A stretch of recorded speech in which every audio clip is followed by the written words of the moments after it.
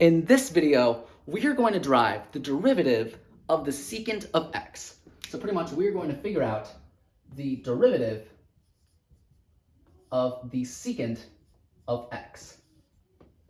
Now, we already know that the secant of x is equal to 1 over the cosine of x. So we can just write it as 1 over the cosine of x. Just like that, right? Because these two are the same thing. And we can rewrite 1 over the cosine of x as cosine of x raised to the power of -1, right? Because this is pretty much just the reciprocal of the cosine of x. So then, how do we figure out the derivative of this thing? Well, notice how we're pretty much taking something and raising it to the power of -1. That means we're pretty much using the power rule.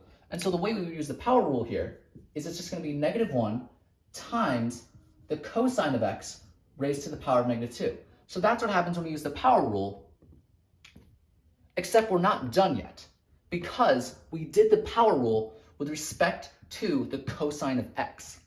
And so that means we're using the chain rule. And so that means we have to multiply by the derivative of the cosine of x, which we know that is just the negative sine of x. So this is pretty much what we get. Now another thing is, notice how we have two negative signs, and we know two negatives multiplied together makes a positive, so this pretty much goes away. And also, since anything multiplied by 1 is just itself, so this 1 we don't really need, right? It's just multiply by 1. And so this is pretty much what we're left with. And so we could rewrite this as the sine of x over the cosine squared of x, right? And then we could then write this as this. We could say this is just 1 over the cosine of x times sine of x over the cosine of x, right? Because this and this, they're equal to each other, pretty much. And so as a result, we can then rewrite this, right? 1 over the cosine of x is just the secant of x. And sine of x over the cosine of x is just the tangent of x. And so this right here is the final answer. This right here would be the derivative